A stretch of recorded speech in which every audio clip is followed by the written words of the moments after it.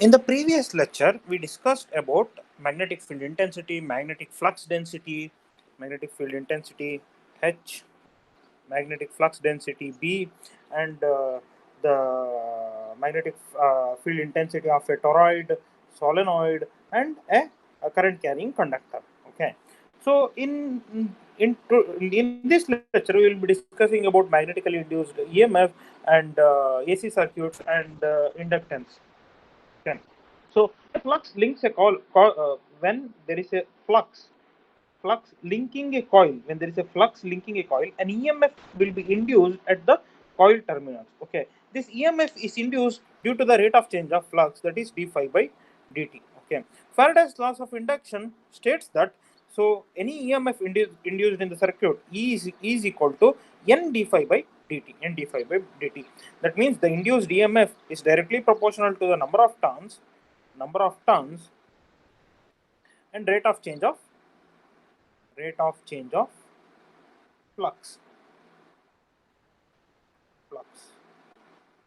This negative sign is because of Lenz's law. It said that the flux induced opposes its cause. Okay, that means the EMF induced opposes its cause. That means let us say that we have a we have a we have a magnetic circuit and a coil in which current is flowing. There is an applied voltage V here. So there will be a flux induced in this magnetic path. Okay, this rate of change of flux will induce an EMF E. Will induce an EMF V. This induced EMF will be opposing the cause, that is V. So therefore, there will be a negative sign because of Lenz's law. So let us go ahead and see what is inductance of a coil. So we have a coil and we have a magnetic core, ferromagnetic core with a magnetic material, magnetic core, copper coil, We have a copper coil. What is the inductance of a coil? Okay, let us say we have an EMF of E across this coil. It might be induced EMF or it might be applied voltage. It's just that if it is induced EMF, it will be opposing that of the applied voltage. Okay, so we can write that this EMF E, this induced EMF E, is equal to n d phi by dt. If you ignore the negative sign, it is equal to n d phi by dt. This d phi by dt can be expressed as d phi by di, rate of change of flux with respect to current, and rate of change of current with respect to time. Okay, so this we know that an inductor, we have an inductor connected across a voltage source. The voltage across this inductor V, the voltage across this inductor V is equal to L into di by dt, where L is the value of this inductance in Henry and I is the current flowing through the inductor. So we can write that V is equal to L into di by dt, or the voltage E is equal to L into di by dt. By comparing this equation with this equation, we have so we can assume that we can conclude that this term is equal to L. Okay, because E is equal to n d phi by di by dt. That means this term is L. So we can write that inductance of any coil is equal to n into d phi by di. That means inductance is directly proportional to number of turns and rate of change of flux with respect to current. Okay. So let us go ahead. So I have discussed in the previous class, that is in a BH curve, if the permeability of the material is constant, we know that the magnetic flux density B is equal to mu into H. Magnetic flux density is equal to mu into H, where H is the magnetic field intensity and mu is the permeability of the material. Okay. If permeability of the material is constant, that means the magnetic BH curve is linear. That means as H increases, the magnetic flux density should increase. If we consider that, if for the sake of simplicity, if we consider that this is linear, therefore we can write this d phi by di, rate of change of flux with respect to current, as phi by I. So by substituting this in this equation, by substituting d phi by di is equal to phi by I in this equation, we can write that n square by we have this L is equal to n into phi by I. By multiplying and dividing by n, we'll get n square phi by ni. We know that ni is equal to We know that phi is equal to B into A. We know that this phi is equal to B A, and we can write Ni as H into L. We can write this phi is equal to BA, where flux density across a cross-sectional area is the flux lines through the conductor. Therefore, we can write it as N square BH divided by AL. A is the area of cross-section, B is the flux density, H is the magnetic field intensity, L is the length of the magnetic path. This is L. Length of the magnetic path is L. Okay, length of the magnetic path is L. Therefore, we can write it as N square L is equal to N square mu naught mu r into A divided by L, or N square divided by L divided by mu naught mu r A. We know that L divided by mu naught mu r A is equal to reluctance of the circuit. Therefore, we can write L is equal to N square divided by R. We can write L is equal to N square divided by R Henry, where R is the reluctance of the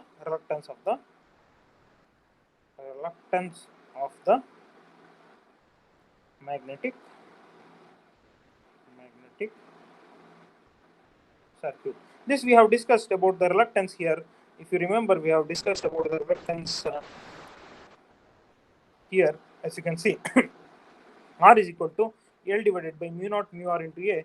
This is what we are substituting in this equation. From this, we can conclude that inductance of a magnetic circuit is equal to N square divided by R, where N is the number of turns and R is the reluctance of a magnetic circuit. AC operation of a magnetic circuit. So let us understand what will happen when a AC voltage of V is applied across a magnetic circuit, or applied across a coil. Okay, so this is the applied voltage V. This is the voltage across the coil E. This is the voltage across the coil E. If we ignore Lenz's law, we can write it as V is equal to E is equal to N d phi by dt. Okay, so the applied voltage V is equal to Vm sin omega t, where Vm is maximum, V peak. Vm is the peak voltage, peak of applied voltage. Vm is the peak of applied voltage. We know that V peak is equal to Vm is equal to root 2 into Vrms. Therefore, we can write it as root 2 Vrms sin omega t. We can also write it as root 2 Vrms sin omega t. So we know that flux is also a function of voltage or current. Flux is also similar to voltage or current. Therefore, we can also write flux as phi m sin omega t. It is also sinusoidal in nature. We can also write it as flux as phi m sin omega t, where phi is the peak of flux, peak value of the flux, phi m sin omega t. Okay. So flux is changing. Induced EMF in the coil is equal to the applied voltage across the coil. Okay. We can consider, if you neglect the nozzles and if you ignore Lenz's law, you can consider that V is equal to E is equal to N into d phi by dt. Okay. So we can write this as, we can substitute for phi is equal to phi m sin omega t. If we substitute for phi m sin omega t, we can write it as d by dt of phi m sin omega t is omega phi m cos omega t. We can write the applied voltage V is equal to N into d phi by dt, and substituting for the flux linkage phi, which is phi m sin omega t, we can write N into omega into phi m cos omega t, where omega is the angular frequency,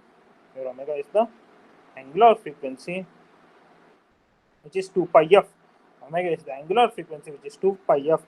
Phi m is the maximum flux linkage, and cos omega t. N is the number of turns.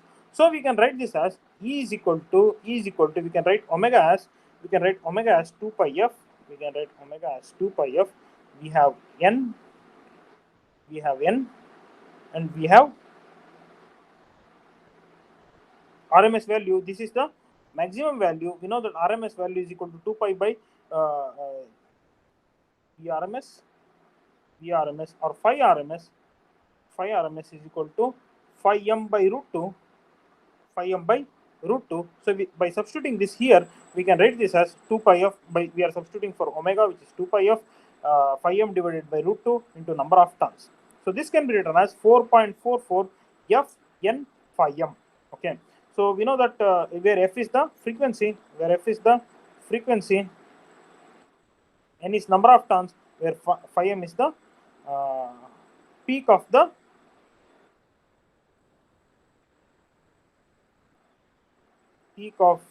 flux linkage. Flux linkage, peak of the flux linkage. So we can write it as, so we know that phi is equal to B into A. B is the magnetic flux density, and A is the area of cross section. So we can substitute for phi. And we can write it as, 4.44 F into N into Bm into area of cross section AC. This is the the AC operation of a magnetic circuit. When you are applying AC voltage to a magnetic circuit, the applied voltage V or induced voltage V will be equal to 4.44 times the frequency, number of turns, magnetic flux density, and area of cross section. Okay. Let us go to the leakage flux and fringing effect. Okay, leakage flux and fringing effect. Okay, what do you mean by leakage flux and fringing effect?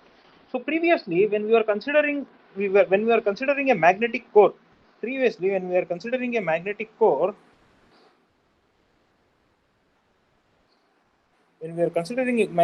like this. So in the problems we have considered magnetic core like this.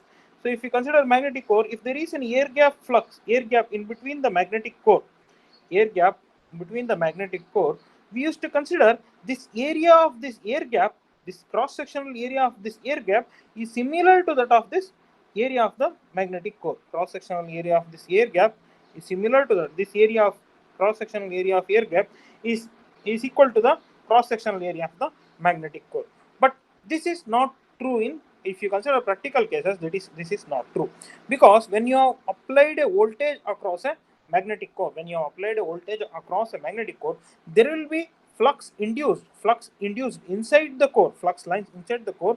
There will also be flux lines in the air. Okay, flux lines across the core, in the side of the core. Okay, so we generally neglect this flux lines, because we know that mu of the magnetic material is greater than that of the permeability of the space or air. We generally neglect this space. There will be a flux, we generally call it as leakage flux leakage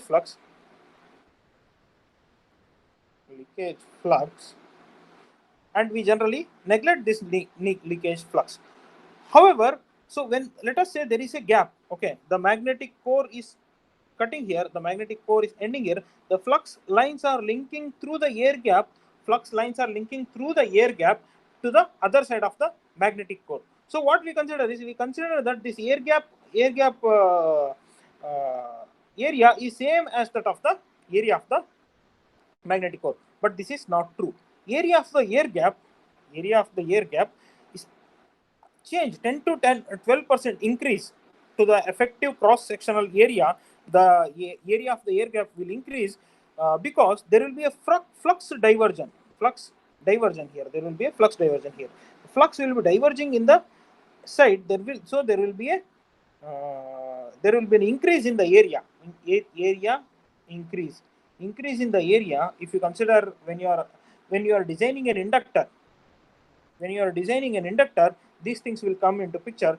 The area of the air gap will be increased by 10 to 12%, 10 to 12%, 10 to 12%, that of the area of magnetic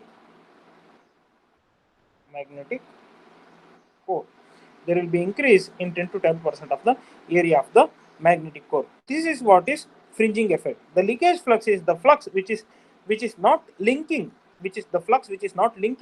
with the magnetic core. We generally call it as leakage flux.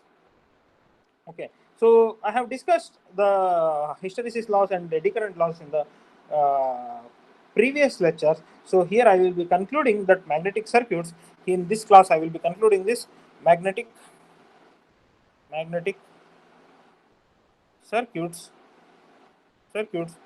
From the next class, we will be continuing towards transformers.